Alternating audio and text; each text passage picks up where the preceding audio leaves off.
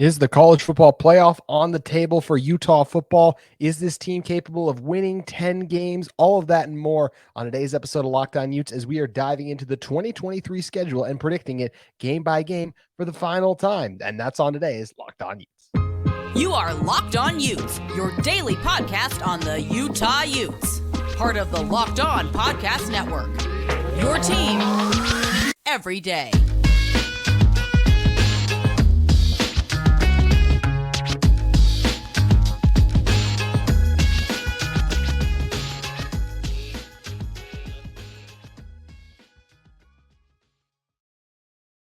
Hello, everyone, and thank you for making Locked On Utes your first listen every single day. We are available on all platforms, including YouTube and wherever you may get your podcast. If this is your first time listening to our show, make sure you guys like and subscribe with the college football season and, of course, the Utah football season with that right around the corner. We'd love to interact with you guys in the comments and on social media. Today's episode is brought to you by Gametime. Download the Gametime app, create an account, and use the code LOCKEDONCollege for $20 off your first purchase. That's all caps, no spaces. Locked On College for $20 off your first purchase. My name is JT Wistcill, former intern inside the University of Utah Athletic Department. And on today's show, we're going game by game for the final time and predicting what Utah's record is going to be by the end of the season. We're diving into that on today's episode. At the very end, we'll talk a little bit about the two deep, predict what that's going to be.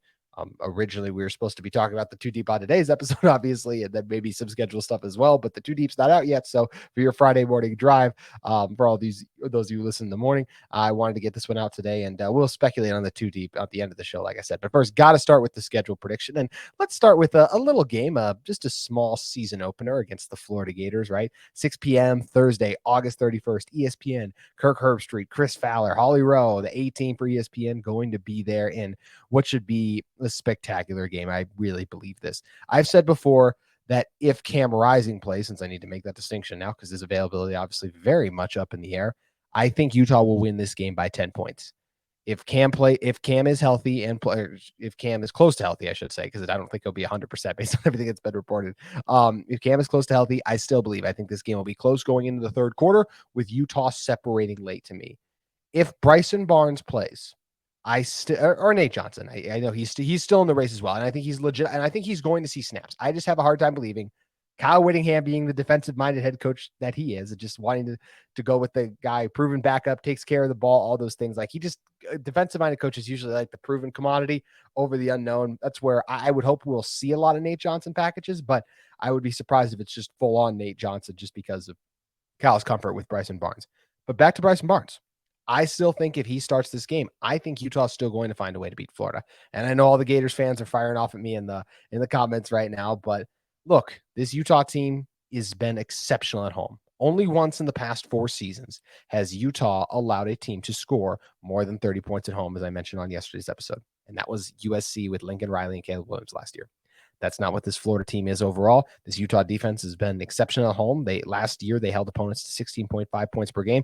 They've done very well against quarterbacks who are not extremely mobile either. Can Mertz move around in the pocket a little bit? Sure. But he is not Caleb Williams in terms of buying his playmakers time to get open downfield. I think that Utah is going to do a very good job up front. I think this defensive line is ready to get after it against the Gators. Florida will have some success moving the ball. Utah's not going to shut them out, but I do think Utah is going to be able to hold this team under 20. I think it's going to be the definition of a team performance. I think Jaquindon Jackson's going to have a spectacular game, and I think the defensive line overall is going to really step up against a talented Florida offensive line, but that will struggle with the noise in Rice-Eccles Stadium, their first game playing together. As I know, once again, all the Florida fans are going to be like, we've played in SEC stadiums. Yes, you have, but this collection of offensive linemen has not played together in the altitude where the frustration is going to be mounting. They're going to be tired. They're going to lack the communication because it's their first time playing together in a loud environment. All of that.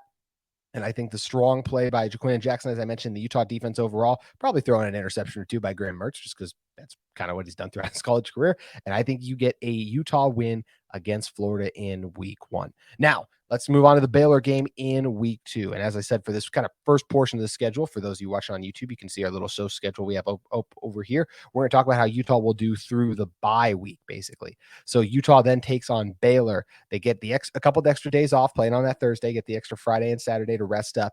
And let's do if Cam Rising does play. I once again think Utah will win this game if Cam Rising plays. I think this Utah team is more talented right now when you look at what Brant Kuithe and Cam Rising and the level they operate at. The offensive line going into the second game, yeah, it's going to be hot, and Utah's going to struggle with that a little bit, but this defense is more battle-tested than it was a year ago when they struggled with tackling against the Florida Gators as well. I think this Utah team will be ready for the challenge that is the Baylor Bears. This is not a great Baylor team either, in my opinion. Will they run the ball well? Will they play strong defense? Yeah, but Utah has most of the best players on the field, in my opinion. And I believe that will be the difference if Cam Rising plays.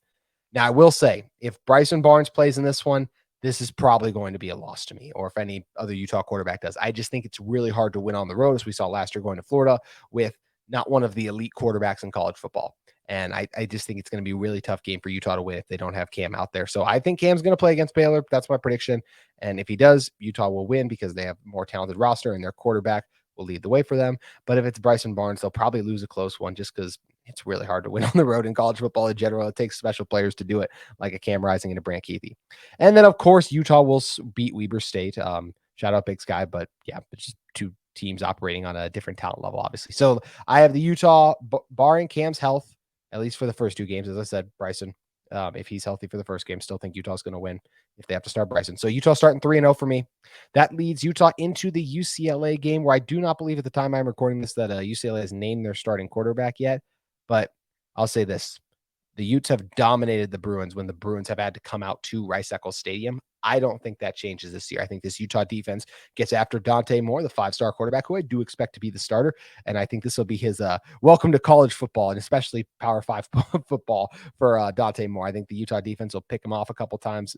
Expect Zemiah Vaughn, JT Broughton, maybe even a Miles Battle. Who knows? Maybe even a Smith Snowden, since we heard he's going to be on the 2-deep, make a couple of big stops in this one.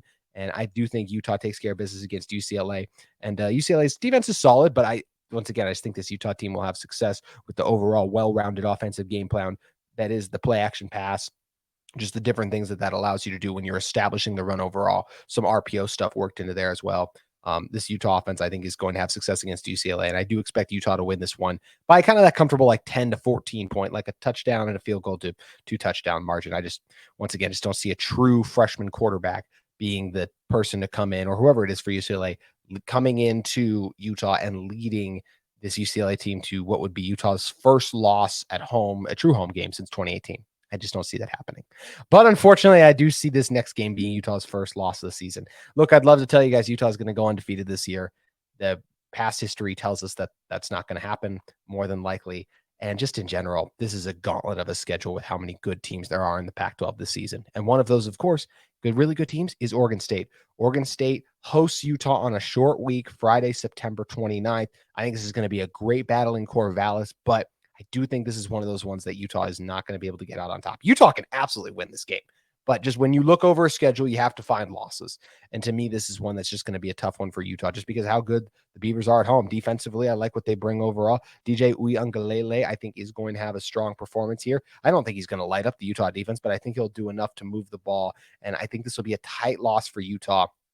I can see this being like a 20-17 loss or something like that. And I think the difference in this year's game between last year's game is not just that it's not at Utah, obviously, but the competent quarterback play they will get from DJU. So that is Utah's first loss. And that means I have Utah at the bye, as I am just great at math as I calculate this up in my head. So give me 1 second. 4-1 going into the bye. But this is when the schedule really ramps up. Not Cal after the bye, but the next couple of games after that, Utah's schedule really gets brutal. And I'm going to tell you guys how I think Utah is going to fare once their schedule gets really rough with some of the top teams, not just in the Pac-12, but the country, in 1 second. But first, I want to talk to you guys about the sponsor of today's episode, in Gametime. Buying tickets to your favorite events shouldn't be stressful. Gametime is the fast and easy way to buy tickets for all sports, music, comedy, and theaters near you. With killer deals on last-minute tickets and their best prices guaranteed, you can stop stressing over the tickets and start getting hyped for the fun you'll have. Speaking of starting to get hyped, this is the last time I'm recording this show for the next couple months when it's not a game week. So it's time to get hyped by going over to Gametime, where they have great things like flash deals and last minute tickets. They have images of the seat views so you guys know how good of a deal you're getting. They have low price guarantees and event collection protection and job loss protection as well, etc. Forget planning months in advance. Gametime has deals on tickets right up to the day of the event. maybe even for the Florida Gators game, even though those tickets are running hot, as we know. So you can get exclusive flash deals on tickets for football, basketball, baseball, concerts, comedy, theater, and more. Game time guarantees mean you'll always get the best price if you find tickets the same section and row for less. Game time will credit you 110% of the difference. So once again, you can buy tickets in a matter of seconds, 2 taps and you're set. They're sent directly to your phone and you never have to dig through your email. Always easy and accessible. So download the Gametime app and create an account. Use the code LOCKEDONCollege for $20 off your first purchase. Terms apply. And again, create an account and redeem the code LOCKEDONCollege for $20 off. Download Gametime today. Last minute tickets. Lowest price guaranteed. So make sure, guys, you head over to Gametime and get in on that great deal from our friends at Gametime to get some sweet deals on some potential Utah tickets or concerts, whatever you guys want to do. But if you're listening to this podcast, I'm willing to bet you're going to redeem that Gametime offer for some Utah football tickets overall. But you guys could let me know in the comments what games you end up using your Gametime thing to redeem. Some of you might be using them for this next game. Let's talk about October 14th. Utah will welcome Cal to town. I think Cal is taking the step in the right direction. Shout out Spencer McLaughlin of Locked On Pac-12 podcast, as high on Cal as anyone I've known, at least in the last couple of years in general. And I do think they've been doing some positive things. There, once again, just what I said, Utah strong at home. This Cal team is not up to Utah's caliber. Even if there was an injury to Cam or just something happens and Cam's not there, this Utah team is overall in a better position than Cal right now. Utah will win this game against Cal, and I do think pretty handedly. Once again, Utah allowed 16.5 points per game at home last year defensively. It's going to be very hard for teams to come into Utah and move the ball with how ruckus the crowd always gets, with the good job that Utah does controlling the line of scrimmage and thus controlling the clock, keeping the other team's offense off the field, and just the defensive line, the pass rush performance, which I think will be much improved this year with so many of the guys returning and having shown so much growth over the course of last season in general. I think Utah gets Cal. But then Utah has a tough game as they have to go out to USC October 21st. The 6th-ranked Trojans. Utah beat them twice last year. Caleb Williams, Lincoln Riley, obviously probably circled this one on their calendar, wanting to get retribution for the loss that kept them, out of the college football playoff. So the question then becomes, what's going to happen when Utah goes to USC? This is probably my boldest prediction of the year. All of you listening to this won't think it's that bold because you're pro Utah, but I think most people expect USC to win this game. I truly believe that Utah's going into the Coliseum and end their rivalry, the recent rivalry that's become against USC in the Pac-12 era. They're going to win the last 4 games. If you go back to the one they won in the Coliseum back in 21 against the Trojans, and it might even go farther back than that, the win streak overall in general. But I am really high on this Utah team in general. And I just think that they have USC's number right now. I think Caleb Williams is going to move the ball. They're going to put up points. This is going to be another shootout. But you know who was watching on the side last year, watching another tight end eat?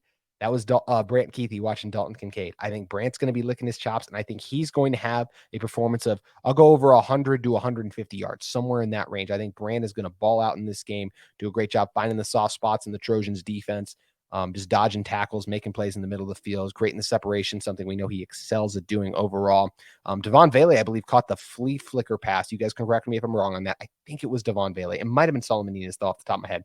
Maybe even Jalen Dixon, although lots of names bouncing in my head right now in general. But I think we could see Vele have a big day too. Utah will be able to run the ball, of course, with Jaquinton. And I just think this is going to be another shootout. I do think Utah is going to come out on top in this one. I think Cam Rising is going to have a special performance. And I think the Utah's defense and the success they'll have blitzing and confusing the Trojans' offensive line, even at home, is the difference and why Utah will beat USC for a 4th straight time and send the Trojans packing out of the conference, and potential loss that could sink USC's chances at the Pac-12 championship game.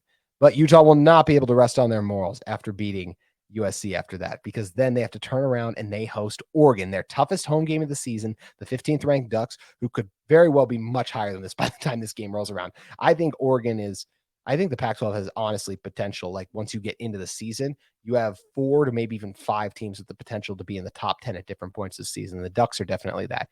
This is the biggest potential loss for Utah at home this season, as I mentioned. Bo Nix in the midst of what will probably be a Heisman campaign for him. The Ducks improved defense overall, but their offensive line won't be as strong this season potentially. I do like some of the pieces they have in place there with Junior Ungalo coming transferring over, Jackson Powers Johnson, a corner cannon guy up front for them too. But once again, that loud ruckus environment that is a Rice-Eccles Stadium, I think that makes the difference for this Utah team. And I think they're going to be able to beat Oregon at home. I really do. I just think the home field advantage that is Utah. We know how good Oregon has been in the past, but we also know what happened the last time Oregon came out to Utah. And also, what happened to Utah at Oregon last year? They lost that game. And they weren't going to take the Ducks lightly regardless, but there's going to even be that extra and added motivation, especially for Utah's quarterback, Cam Rising, who, in my opinion, had the worst game he's ever played as a Ute when he traveled up to Eugene last year. And he was definitely hurt and injured for that one, so hopefully he's healthy and all good here. But I do think Utah just has the conversations about this Utah team. If they have one loss only at Oregon State, and they've just beaten the Trojans and the Ducks back-to-back top 15 wins, is going to be incredible. And I think it's something this team absolutely can do. And I honestly believe it's something they will do because they have USC's number and they're so exceptional at home. I think they're going to be able to topple the Ducks when they come out to Salt Lake City. So once again, Utah sitting pretty right now, just one loss to Oregon State, according to me. And then Saturday, November 4th, they will take on Arizona State, who just named Jaden Rashada their starter, a true freshman. True freshman's quarterback starting in Rice-Eccles Stadium. That doesn't bode well. Yes, could Utah be flying a little high from beating USC and Oregon and overlooking the Sun Devils, as I blanked on their name for a moment?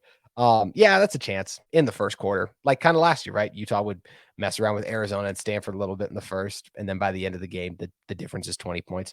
That's what's going to happen against Arizona State to me. I think it'll be a little close late, and we're kind of like, what's going on with this Utah team? Just because it's hard to bring yourself back down for a team that is so much lesser, in my opinion, than what a USC and Oregon is. And I do think Arizona State, I like Kenny Dillingham. I think they're going to make steps in the right direction. Once again, this Utah football team doesn't lose at home. I don't think this Arizona State team is going to be the one to do it. Utah is a much more talented team, and they'll know what's on the line, so they'll take care of business at home. Now, this sets up the big showdown, another big showdown, November 11th at Washington. And I've talked all year long about how just brutal this Utah schedule is. This is the stretch, right? When you go at USC, Oregon at home versus Arizona State at Washington.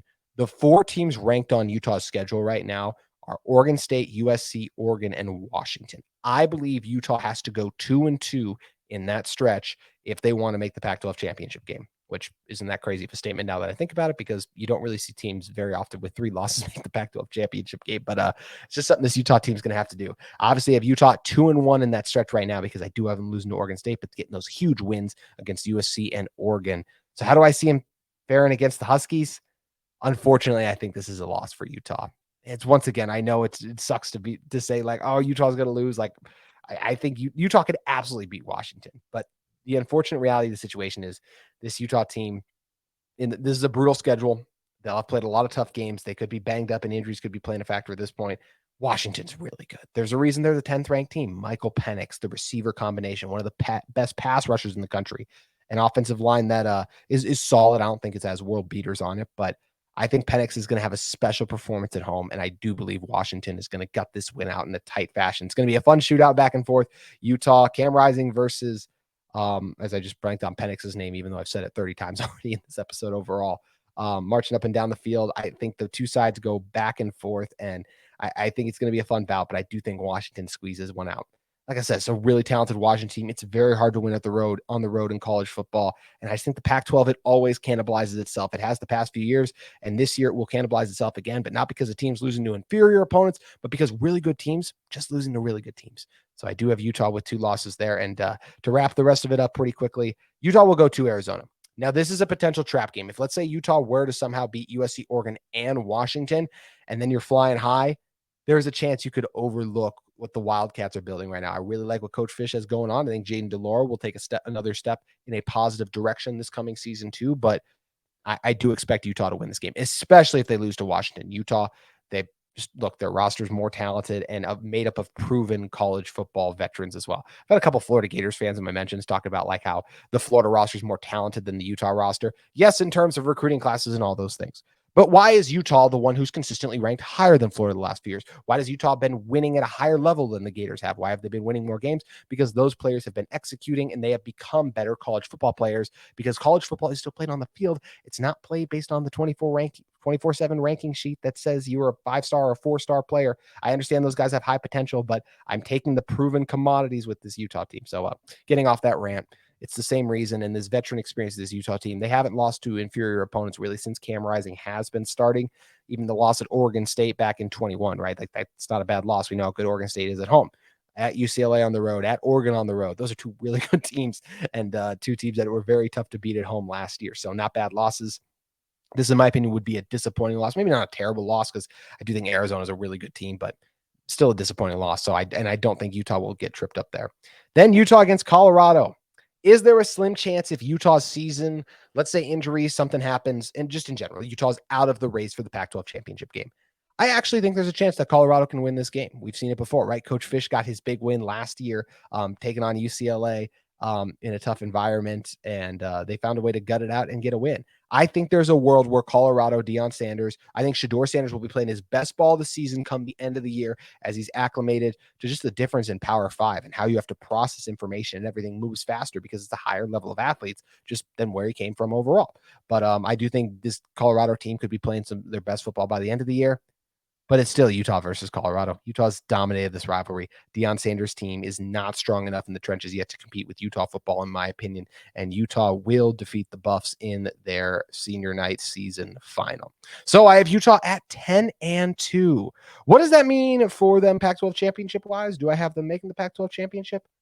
I'm actually going to hold off on that one because I'll be doing a prediction show next week. So I'll talk more about if I think Utah will squeeze in the Pac-12 championship game. Remember, it is possible they could with 2 losses because that's exactly what they did last year. And Utah's got a brutal schedule. So does almost everyone else in the Pac-12. So I think that bodes well for Utah in general, if that gives you guys a hint on where I'm leaning overall. And yeah, we'll talk about that more on Monday's show, some of my predictions for the season on what this Utah team is going to do and some of the performances we'll see out of their top players overall. But I have them 10-2 in what, in my opinion, is one of the toughest college football schedules in the entire country. And one of the reasons I'm so high on this Utah football team overall is how deep they are, the talent at every position and level of the field. And we're going to be talking about our 2 deep predictions a little bit, and just hopefully by the time you guys are listening to this, the 2 deep has been released, or you're waiting on the 2 deep to be released. We're going to be previewing some of the things I expect to come out of the 2 deeps release tomorrow at some point during the day. At least we expect it to be. I think they said it's going to be. So we're going to preview that up next. But first, I want to talk to you guys about our friends at UCCU. Learn and Earn, the UCCU mobile banking app that pays your entire family to learn about money. Kids looks to parents to become more financially literate. Parents, they don't always know the answers. Learn and Earn breaks down financial topics into fun, bite-sized educational games like quizzes and trivia. Every time a family member completes a topic, they earn points that occur and can be redeemed for gift cards to stores like Amazon, Apple, Sephora, Walmart, Nike, and more.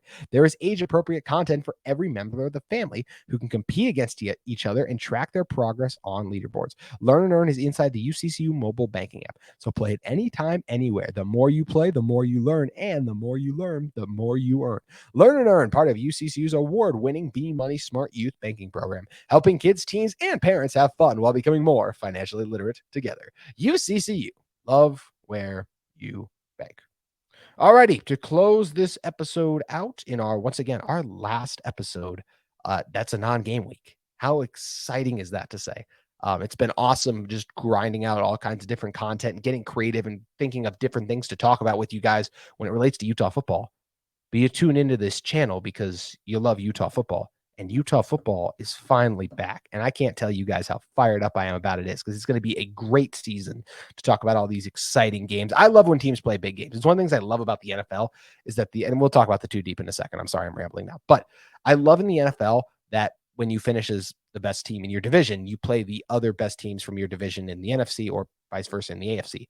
That's the great thing about the Pac-12 being so good this year is that you play Oregon, Washington, USC, and Oregon State even. In your non-conference schedule, big brands like Baylor, Florida. That's what I want to see. I want to see my team play big games against the biggest brands, and that's what we get this season with a lot of these tough opponents that Utah has. And I have this as well with Utah. I have them losing 2 games, so obviously I do not have them going to the college football playoff. Next year, you can lose 2 games and go to the college football playoff when it expands to 12. Not this year when it's only 4. If Utah were to somehow be a 1-loss conference champion, with this schedule and this many ranked teams they will have beaten, they will absolutely make the college football playoff. I believe they're going to lose 2 games. That's just what history is kind of on my side in that mark, and I think that's what's going to happen. But if they were able to do it, then, man, like I said, Utah would make the 4-team college football playoff, which would be pretty spectacular. All you can ask for is a chance, and that's what this Utah team has got. And it all starts next week. But before we get to next week, let's talk about some 2 deep predictions overall. I've heard a lot of different things in general. And two deeps can always be weird, right? If you guys remember last year, I think the two deep was released, or at least an initial one was released a lot earlier than it was this year. The offensive line, I swear, featured like Jaron Kump at right tackle. And then the game started, and all of a sudden we're like, wait, Satawa's at right tackle. Mokafisi's at guard. Kump's not even on the field. Like, we were all shocked by that at the time. I remember it's one of those kind of crazy things that it was one of those things we just didn't expect overall. So as for predictions on the two deep, I think they'll have Cam listed as the starter. They'll have Bryson like / Nate. I think they'll both be listed in the same slot as the backup quarterback. I do not think they will give us an indication that Bryson is in front of Nate or Nate is in front of Bryson. That just doesn't seem like what this Utah football team wants to do. They've already said they don't want to tip off the Gators, even if they're not sure if it's an advantage, which, as we talked about earlier, the shows this week, I absolutely believe it provides a little bit of an advantage for Utah, and every little advantage you get, you are going to take overall. So expect the quarterbacks to be neck and neck. As for the receiver depth chart, with the way Cam Rising was hyping up Micah Pittman today on ESPN 700, I think Micah Pittman is going to be listed as one of the starting receivers for this team. I think it'll be Cam. I think it'll be Devon Vele, Micah Pittman, and Money Parks. Now, obviously, not all three will probably. This is a team that's going to be too tight end heavy, so I expect to see a lot of Thomas Yasmin and Dalton Kincaid on the field at the same time. The emphasis, Brant Keithy and Thomas Yasmin on the field at the same time. So I don't know how often we'll see three receivers, but if we do, I do think Pittman's worked his way in there. I think Emery Simmons will be the fourth receiver, with Mikey Matthews still seeing some opportunities. As for the offensive line, I thought Michelle Bodkin of KSL Sports made a great point on the show earlier this week, talking about Spencer Fano's ascension and how he'll have a chance to play. I don't expect him to be on the initial two deep. If Fano is going to play against the Gators and maybe even start, I think that's going to be one of the surprises we saw last year. And if I had to predict, I don't see a true freshman starting right away for this Utah team. I just think there's a certain strength and level you have to get up to. But Fano has been building on that weight ever since last football season ended. He's an early enrollee. He'll have a chance to play early. So I'm not going to fall out of my chair if he's starting anymore. A couple months ago, I might have, just because it didn't seem very likely. But with how talented he is and his exceptional technique, now he's put on the strength, he'll have a shot. But I still think it's going to be Satao Laume at the right tackle spot, Michael Mokafisi right guard, Johnny Maea at center, left guard Keaton Bills, and then left tackle is going to be Falcon Kalmatule. I sincerely believe that is what the two deep will at least say. As for the defensive two deep, I'm trying to think if there's any real surprises. I think it's going to be honestly, Aliki Vaimahi and Junior Tufuna might be the starters, and then Peppa always kind of works his way in. I think they just like what those two provide from the solid standpoint as run defenders. Van Fillinger, Jonah Ellis, of course, Lander, Liavani, and Karene, all the starting linebackers will all three be listed. The secondary, I do expect it to be Miles, Vaughn, and then Broughton as the three guys back there. And then I think Vaki and Bishop will be the starters, and maybe Nate Ritchie's listed as one as well, or however they work that in. But yeah, I don't think we're in for anything too crazy with the two deep. That's just me personally, though. We could be in for a little bit of surprise, and it's cool to know guys like Smith Snowden and Spencer Fano and Logan Fano as well. All these new additions are going to be popping up on this two deep that we get to see sometime tomorrow. So that is going to do it for today's edition of Locked On Utes. And once again, I hope you guys enjoy a great weekend with week 0 back, so you get a little taste of college football, and then next week you get the full serving. It was Utah's back. Everyone's back. It's going to be spectacular. And that Florida game on the 31st can't come soon enough. We're just a few days away from it. You guys have made it this far. The next time you hear my voice, it will officially be game week, and I cannot wait. So have a fantastic weekend, and we'll see you Monday as we really ramp up and preview the Utah Utes taking on the Florida Gators right here on Locked On Utes.